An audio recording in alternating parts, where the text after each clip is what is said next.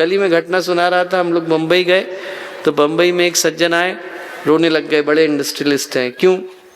बोले भैया इस बार 1 करोड़ रुपए का नुकसान हुआ। मैंने कहा अरे बहुत हो गया, गुरुदेव चाहेंगे तो अगली बार रिकवर हो जाएगा। उनकी पत्नी बोली कि आप बिल्कुल भैया इनकी बात को सुनना मत। मैंने कहा क्यों? बोले 15 करोड़ का फायदा सोच करके बैठे थे, 14 करोड़ का फायदा हुआ है।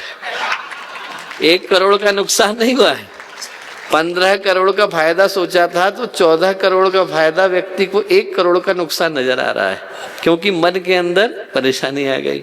अब जब मन में अतृप्ति आ जाए, मन में असंतोष आ जाए, मन में अभाव आ जाए, तो व्यक्ति को आप कुबेर का खजाना भी दे दो तो उसको कमी नजर आता है। सब कुछ होने के बाद भी व्यक्ति को वो दिखाई पड़ता है जो उसको नहीं मिला। सब मिल जाए, मिलने के बावजूद जो जहां मिलता नहीं है वहां पर आदमी को वो छोटा सा छेद ही दिखाई पड़ता है। जितना मिला हुआ है वो व्यक्ति देख ही नहीं पाता। वो जो 99 का फेर है वो फिर आदमी को घुमाता रहता है, अरे 1 रह गया है, उस 1 को पूरा करने की आवश्यकता है। वो जो 1 है वो आदमी की जिंदगी को खा जाता है, आदमी के मन को खा जाता है, शांति को खा जाता है, घर की समृद्धि को खा जाता है, घर के संस्कार को खा जाता है। आदमी उसी में लगा रहता है। वो एक फकीर की कहानी आती है, बहुत प्यारी। फकीर थे, उनको सड़क पर सोने का सिक्का पड़ा हुआ मिल गया, उठा लिया, गुरु के पास गए, करना क्या है?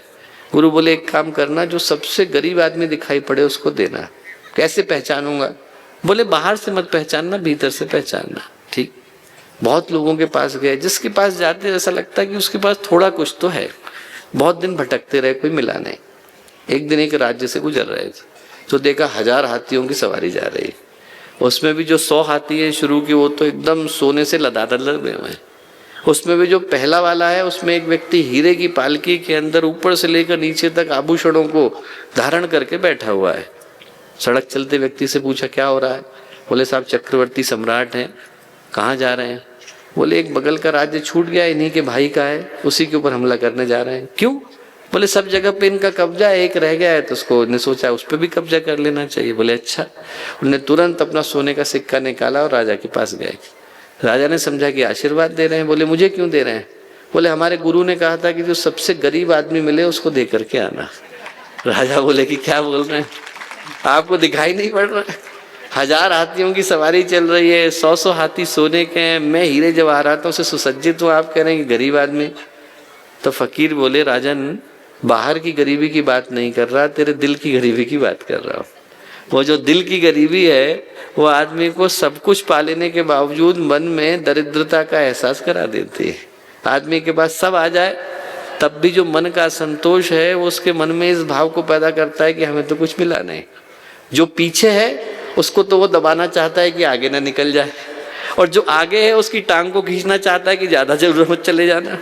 आदमी के पास में जो असंतोष है वो उसके मन में भाव पैदा करता है कि सब कुछ पा जाने के बावजूद मन में न शांति रह जाती है, न संतोष रह जाता है और न तृप्ति रह जाती है।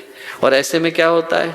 ऐसे में धीरे धीरे वो जो चिड़चिड़ाहट है और जो परेशानी है और जो मन की स्पर्धा है वो घर के अंदर प्रवेश कर जाती है। आदमी को पता भी नहीं चलता कि हम कब धीरे धीरे घर के कुछ संस्कारों को बढ़ाते चले जा रहे हैं।